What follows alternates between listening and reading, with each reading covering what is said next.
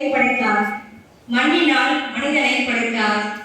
ஆதாம் ஏவாள் மூலமாய் மனுக்குலத்திற்கு வந்த பாவ சாபத்தினால் உண்டான மரண ஆக்கினையை தீர்க்க இந்த மனுக்குலத்தை மீட்க தேவன் கண்ணாடி திட்டத்தை வைத்திருந்தார். அது தமது குமாரனாகிய இயேசு கிறிஸ்துவை பலியாக இந்த உலகத்தில் அனுப்பி அவர் மூலமாக நித்திய ஜீவனை கொடுப்பதே அந்த திட்டம்.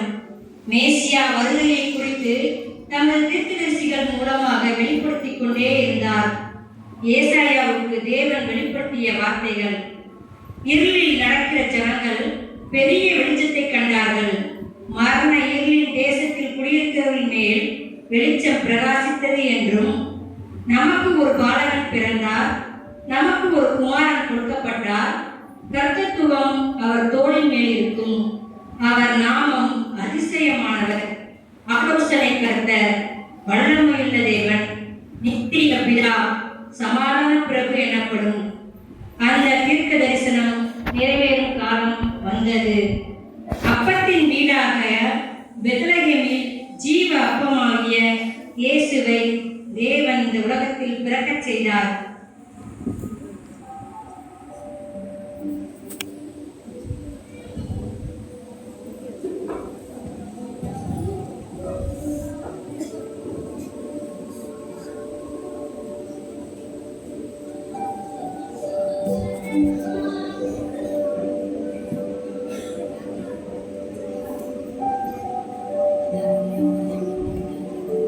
அதிசயமானவர் காட்சி 1.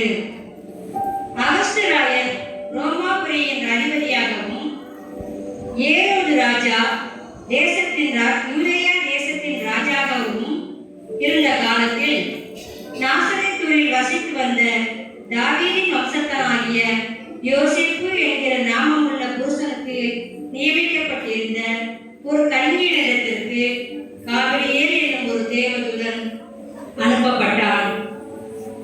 அந்த கன்னிகையின் பெயர் மரியாள்.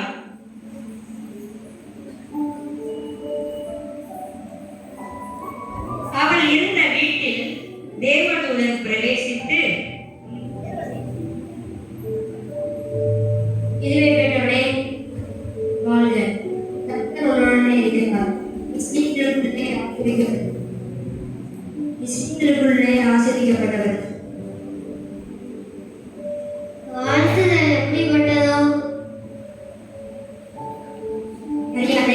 பயப்படாதே, நீ தேவனிடத்தில் கிருபை பெற்றார். இதோ நீ கர்ப்பவதியாகிய ஒரு குமாரனை பெறுவாய், அவருக்கு இயேசு என்று பெயரிடுவாயாக.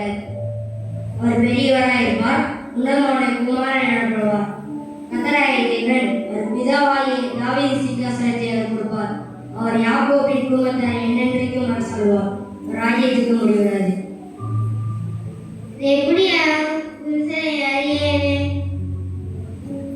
பரிசுத்த ஆவி உன்மேல் வரும், உன்னதமான மனம் உன்மேல் நிகழும். ஆகையால் உன்னிடத்தில் பிறக்கும் பரிசுத்தமானது தேவனுடைய குமாரன் எனப்படும். தேவனுடைய கூடாத காரியம் ஒன்றுமில்லை.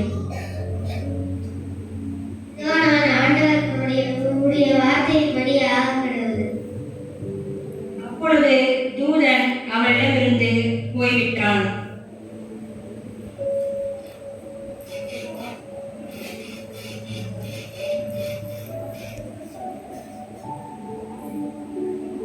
மரியாள் பரிசுத்த ஆவியால் கர்ப்பவதியானாள். இதை அறிந்த அவள் புருஷனாகிய யோசேப்பு நீதிமானாயிருந்து அவளை அவமானப்படுத்த மனதில்லாமல் ரகசியமாய் அவளை தள்ளிவிட யோசனையாய் இருந்தான்.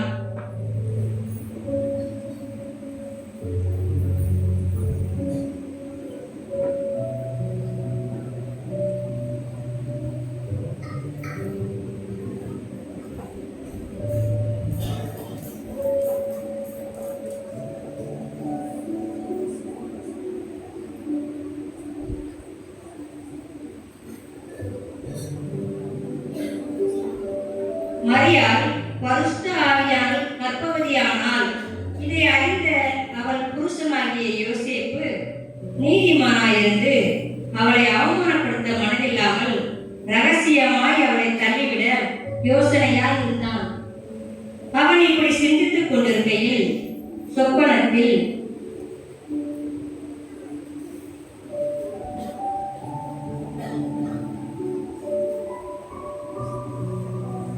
கர்த்தருடைய தூதன் சொப்பனத்தில் அவனுக்கு காணப்பட்டு, யாக்கோபின் குமாரனாகிய யோசேப்பே, உன் மனைவியாகிய மரியாளை சேர்த்துக்கொள்ள ஐயப்படாதே. அவளிடத்தில் உற்பத்தியா இருக்கிறது பரிசுத்த ஆவியினாலானது. அவள் ஒரு குமாரனை பெறுவாள். அவளுக்கு இயேசு என்று பெறுவாயாக. ஏனெனில் அவர் தமது ஜனங்களின் பாவனைக்கு அவர்களை ரட்சிப்பார்.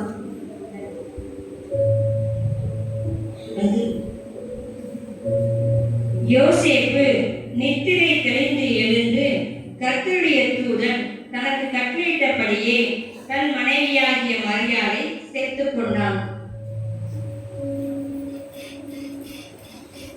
தீர்க்கதரிசியின் மூலமாக கர்த்தராலே உரைக்கப்பட்டது நிறைவேறும்படி இதெல்லாம் நடந்தது. அதன் பின் அகஸ்து ராணியின் கட்டளைப்படி குடிமதிப்பெழுத கலிலேயா நாட்டில் உள்ள நாசரேத்திலிருந்து யூதேயா நாட்டில் உள்ள பெத்லகேம் என்னும் தாவீதின் ஊருக்கு மரியாளும் யோசேப்பும் போனார்கள்.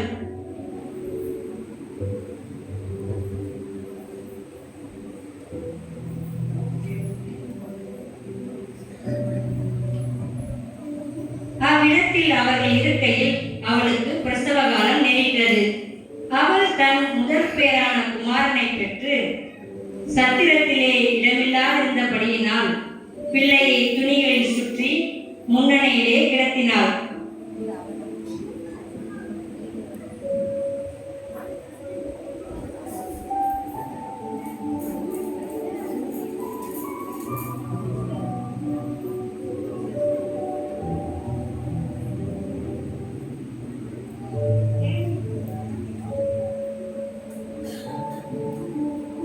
அன்று இரவு பெத்லகேம் மேய்ப்பர்களுக்கு கர்த்தராகிய கிறிஸ்து என்னும் இரட்சகர் பிறந்த நற்செய்தி ஒரு தூதனால் அவர்களுக்கு அறிவிக்கப்பட்டது.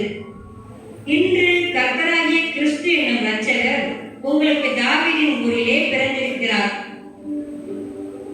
பிள்ளைகளை துணிகளில் சுற்றி முன்னணியிலே கிடத்தியிருக்க காண்பீர்கள். இதுவே உங்களுக்கு அடையாளம் என்று அந்த தூதன் சொன்னான். தூதன் சொன்ன அந்த ஒரு வார்த்தையை நம்பிக்கொண்டு உடனே மேய்ப்பர்கள் சற்றும் தாமதியாமல் அந்த ஒரு அடையாளத்தை மட்டுமே கொண்டு விசுவாசத்தோடு விரைந்து வந்து முன்னணியிலே கிடக்கிற பிள்ளையையும் யோசேப்பையும் மரியாளையும் கண்டார்கள். பிள்ளையை வணங்கிய பின் தேவனை துதித்தார்கள். நடந்த எல்லாவற்றையும் கூறி பிரசித்தம் பண்ணினார்கள். அதன் பின்பு கிழக்கிலே தோன்றிய பிரகாசமான ஒரு நட்சத்திரத்தை கண்டு சாஸ்திரிகள் பின்தொடர்ந்து வந்தனர்.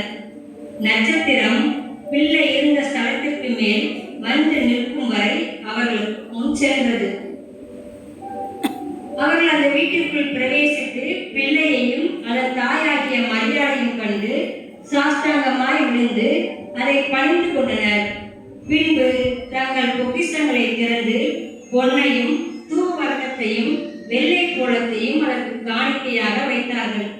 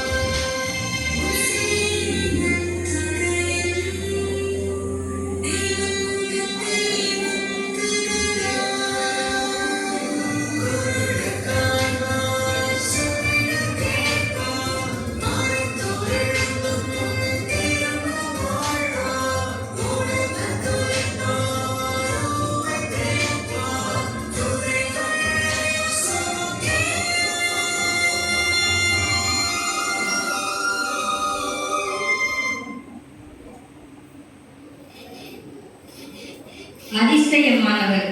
இயேசுவின் பிறப்பு அதிசயம். அதிசயம். இந்த உலகத்தில் மனிதனால் உண்டாக்கிய அதிசயங்கள் எல்லாம் அழிந்து போகும். ஆனால் என்றும் காலத்தால் அழியாத ஒரே அதிசயம் இயேசுவின் பிறப்பு மட்டுமே. காட்சி 2. ஆலோசனை கர்த்தர்.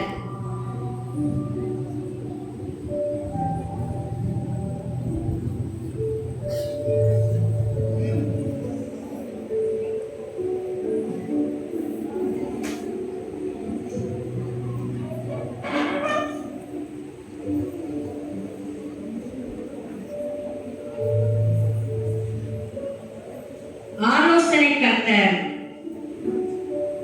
அவர் ஆலோசனையில் ஆச்சரியமானவர், செயலில் மகத்துவமானவர்.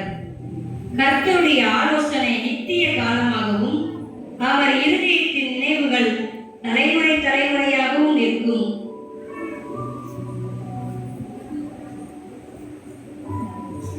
இயேசுவின் நாமத்தில் வானோர் பூதலத்தோர் பூமியின் கீழானவருடைய முழங்கால் யாவும் முடங்கும்படிக்கும் பிதாவாகிய தேவனுக்கு மகிமையாக இயேசு கிறிஸ்துவே கர்த்தர் என்று நாவுகள் யாவும் அறிக்கை பண்ணும்படிக்கும் எல்லா நாமத்திற்கும் மேலான நாமத்தை அவருக்கு தந்தளினார். இயேசுவானவர் தாழ்மை, இரக்கம், அன்பு, கீழ்ப்படிதல், வல்லமை, அபிஷேகம் நிறைந்தவராக வேத வளர்ச்சியிலும் தேவ கிருபையிலும் மனுஷர் தயவிலும் வளர்ந்தார். தன்னை 30ஆம் வயதில் இந்த உலகத்திற்கு வெளிப்படுத்தினார். ஆலோசனை கர்த்தர். எனக்கு செவி கொடுக்கிற நான் உங்களுக்கு சொல்கிறேன், உங்கள் சத்துருக்களை சிநேகியுங்கள், உங்களை பயக்கிறவர்களை ஆசீர்வதியுங்கள், உங்களை நிந்திக்கிறவர்களுக்காக ஜெபம் பண்ணுங்கள். உன்னை ஒரு கணத்தில் அறிகிறவனுக்கு மறு கணத்தையும் கொடு, உன்னிடத்தில் கேட்கிற எவனுக்கும் கொடு. மனுஷர் உங்களுக்கு எவையை செய்ய வேண்டும் என்று விரும்புகிறீர்களோ நீங்களும் அவையிலே அவர்களுக்கு செய்யுங்கள். கைமாறு கருதாமல் கடன் கொடுங்கள், மற்றவர்களை குற்றவாளி என்று தீர்க்காதீர்கள், அப்பொழுது நீங்களும் குற்றவாளி என்று தீர்க்கப்படுவீர்கள். கொடுங்கள், அப்பொழுது உங்களுக்கு கொடுக்கப்படும். அமுக்கி குலுக்கி சரிந்து விழும்படிக்கு நன்றாய் அளந்து உங்கள் மடியிலே போடுவார்கள்.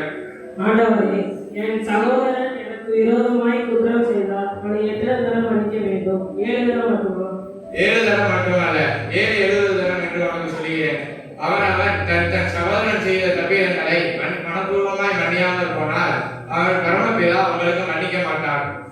அப்பொழுது பரிசேயர் அனுப்பிய ஆட்கள் அவரை பேச்சிலே அகப்படுத்தும்படி யோசனை பண்ணி அவரிடத்தில், போதகரே, நீ சத்தியம் உள்ளவர் என்றும் தேவனுடைய மார்க்கத்தை சத்தியமாய் போதிக்கிறவர் என்றும் நாங்கள் அறிந்திருக்கிறோம்.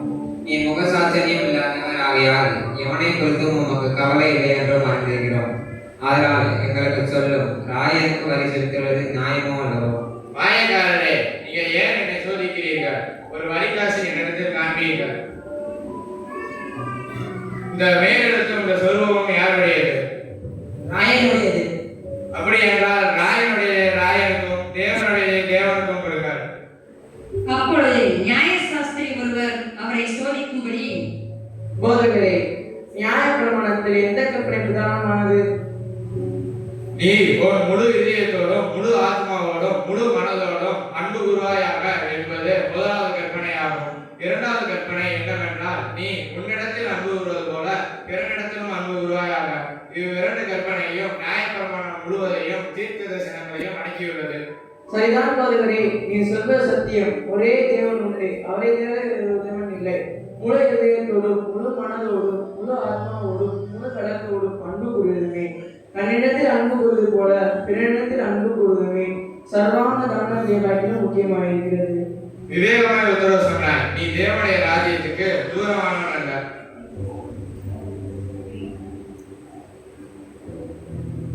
இவர் ஆலோசனை கர்த்தர். இயேசுவிடம் எண்ணிறந்த ஆலோசனைகள் திரளாய் இருக்கின்றன.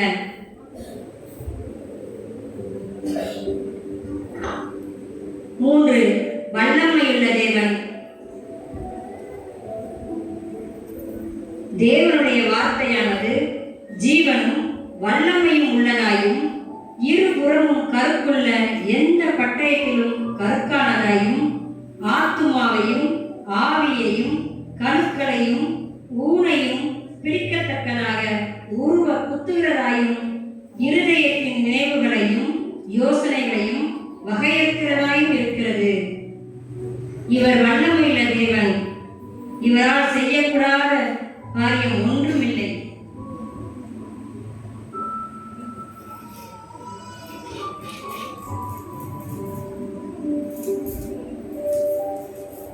என்னிடத்தில் வந்து என் வசனத்தை கேட்டு என் வார்த்தையின்படி செய்கிற மனுஷன் யாருக்கு ஒப்பா இருக்கிறான் என்று உங்களுக்கு சொல்கிறேன். ஆழமாய் தோன்றி கற்பாறையை மேல் அஸ்திபாரம் போட்டு வீடு கட்டுகிற மனுஷனுக்கு ஒப்பா இருக்கிறான். பெருவெள்ளம் வந்து அதில் மோதியும் அது அசைக்கப்படுவதில்லை, ஏனென்றால் அது கற்பாறை மேல் அஸ்திபாரம் போடப்பட்டுள்ளது. என்னிடத்தில் வந்து என் வசனத்தை கேட்டு என் வார்த்தையின்படி செய்யாத மனுஷன் எவனோ அவன் மணலின் மேல் வீடு கட்டுகிற மனுஷனுக்கு ஒப்பா இருக்கிறான். பெருவெள்ளம் வந்து அது மோதிய உடனே அது விழுந்தது, முற்றிலுமாக அழிந்தது. அப்பொழுது அசுத்தாவி பிடித்த ஒரு மனிதன் கூட்டத்தில் இருந்து இயேசுவை நோக்கி, ஐயோ பிரசன்ன இயேசுவே, உமக்கும் எங்களுக்கும் என்ன? எங்களை கெடுக்குவா வந்தீர்? உம்மை இன்னார் என்று அறிவேன். நீ தேவனுடைய பரிசுத்தர் என்று உரக்க சத்தமிட்டான். நீ பேசாமல் இவனை விட்டு போ. உடனே அசுத்தாவி அவனை விட்டு போய்விட்டது. இவர் அதிகாரத்தோடும் வல்லமையோடும் அசுத்தாவியை கட்டளையிட்டாரே, அதுவும் புறப்பட்டு போகிறது. அப்பொழுது 2 குருடர்கள் இயேசுவை நோக்கி, தாவீதின் குமாரனே எங்களுக்கு இறங்கும், தாவீதின் குமாரனே எங்களுக்கு இறங்கும், தாவீதின் குமாரனே எங்களுக்கு இறங்கும். உங்களுக்கு நான் என்ன செய்ய வேண்டும்? நாங்கள் பார்வையிட வேண்டும். இதை செய்ய எனக்கு வல்லமை உண்டு என்று விசுவாசிக்கிறீர்களா? விசுவாசிக்கிறோம். பார்வையடைகிறீர்களா? நாங்கள் பார்வையிட்டு விட்டோம். உங்களுக்கு எல்லாம் நன்றாக தெரிகிறது.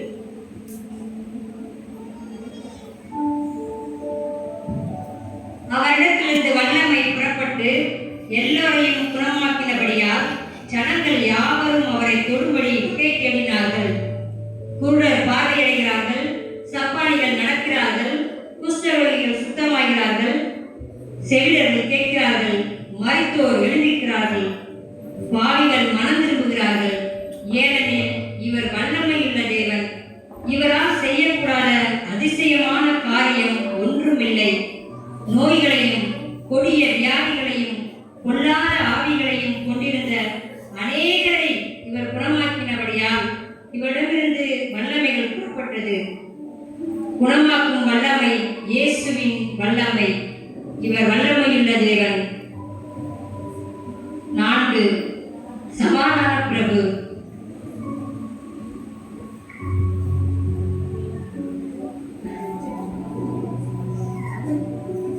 சமாதானத்தையே, என்னுடைய சமாதானத்தையே உங்களுக்கு வைத்துப் போகிறேன் என்று சொன்னவர்.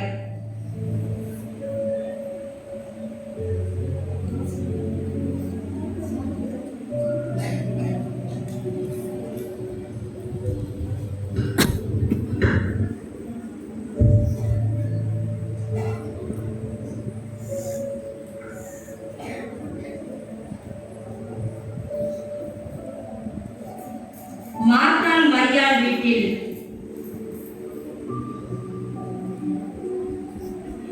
ஆண்டவரே, நீர் என் வீட்டிற்கு வர நான் தகுதியற்றவர். நீர் என் வீட்டிற்கு வந்ததால் தான் என் கவலைகள், என் துன்பம் எல்லாம் நீங்கும் என்று அறிவேன். இவர் என் சகோதரி மரியாள், அவர் என் சகோதரன் லாசரு. நான் போய் உங்களுக்கு விருந்துக்கு ஏற்பாடு செய்கிறேன்.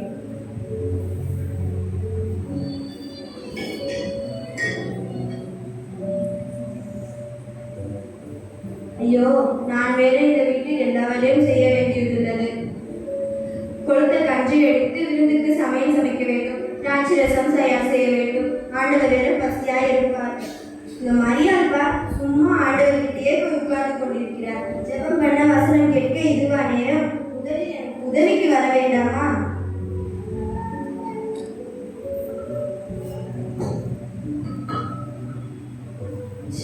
ஆண்டவரும் இதை பார்த்து கொண்டேதான் இருக்கிறார். அவராவது சொல்லக்கூடாதா? மரியாதை எனக்கு வேலைக்கு அனுப்பி வைக்க கூடாதா? இன்னும் எழுந்திருச்சு வராரா பாரு. ஆண்டவர் போகட்டும், அப்புறம் அவளை வச்சுக்கிறேன்.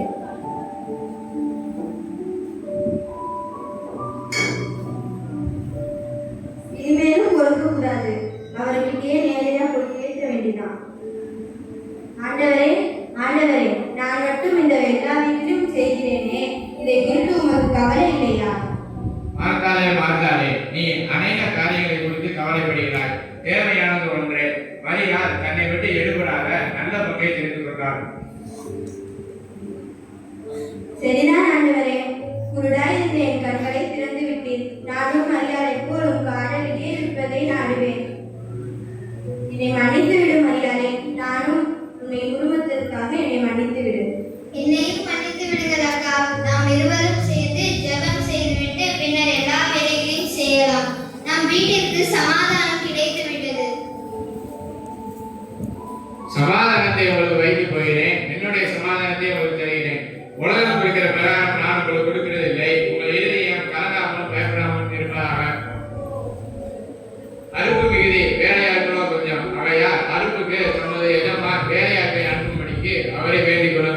நீங்கள் ஒரு வீட்டுக்குள் பிரவேசிக்கும் முன்னர் இந்த வீட்டுக்கு சமாதானம் உண்டாவதாக என்று கூறுங்கள்.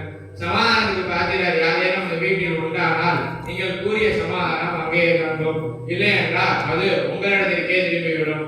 என்னிடத்தில் உங்களுக்கு சமாதானம் உண்டாயிருக்கும் பொருட்டு இவைகளை நான் உங்களுக்கு சொல்கிறேன். ஆவியில் எளிமையுள்ளவர்கள் பாக்கியவான்கள், பரலோக ராஜ்யம் அவர்களுடையது. துயரப்படுகிறவர்கள் பாக்கியவான்கள், அவர்கள் ஆறுதல் அடைவார்கள். சாதகம் உள்ளவர்கள் பாக்கியவான்கள், அவர்கள் பூமியை சுதந்திரித்துக் கொள்வார்கள். இரக்கம் உள்ளவர்கள் பாக்கியவான்கள், அவர்கள் இரக்கம் வருவார்கள். இருதயத்தில் சுத்தம் உள்ளவர்கள் பாக்கியவான்கள், தேவனை தரிசிப்பார்கள். சமாதானம் அடைந்தவர்கள் பாக்கியவான்கள், தேவனுடைய புத்திரர் எனப்படுவார்கள். நீதி நிமித்தம் துன்பப்படுவர்கள் பாக்கியவான்கள், பரலோக ராஜ்யம் அவர்களுடையது. இவர் சமாதானத்தின் கர்த்தர்.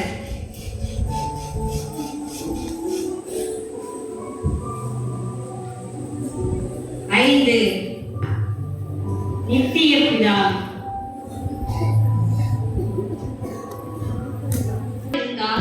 நான் உங்களுக்கு சொல்லி இருப்பேன், ஒரு ஸ்தலத்தை உங்களுக்காக ஆயத்தம் பண்ண போகிறேன்.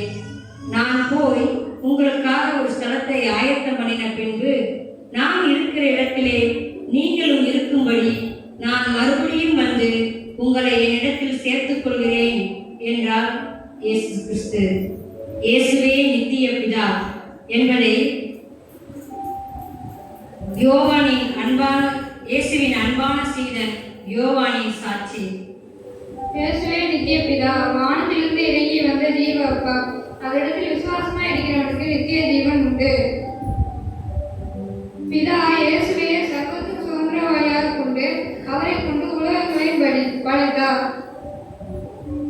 தம்மாலே தாமே நம்முடைய பாவங்களை நீக்கும் சுத்திகரிப்பை உண்டு பண்ணி உன்னதத்தில் உள்ள மகத்துவமானவருடைய வலது பரிசில் உட்கார்ந்தார் என்று பவுல் எபிரேயர் புத்தகத்தில் விளக்கியுள்ளார்.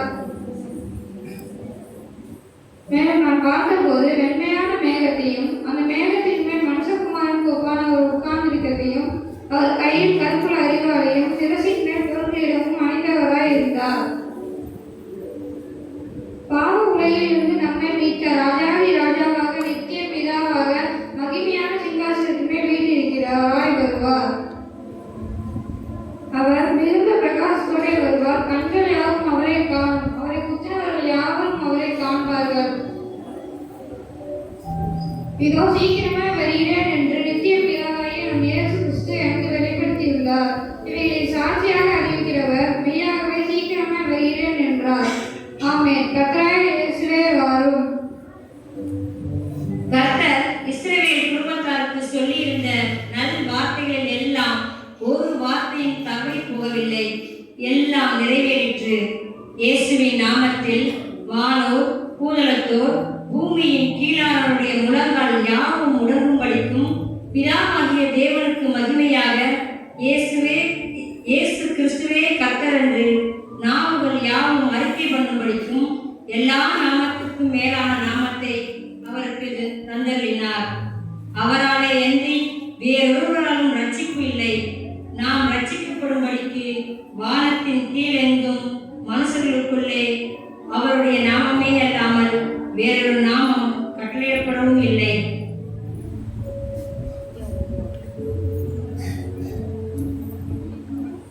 இயேசு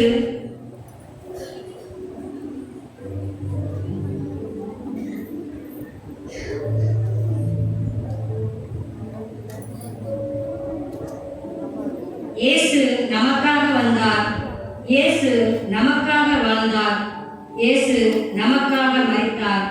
இயேசு நமக்காக உயிர்த்தெழுந்தார். இயேசு நமக்காக பரமேறினார். இயேசு நமக்காக மீண்டும் திரும்ப வரப்போகிறார். கர்த்தராகிய இயேசுவே வாரும்.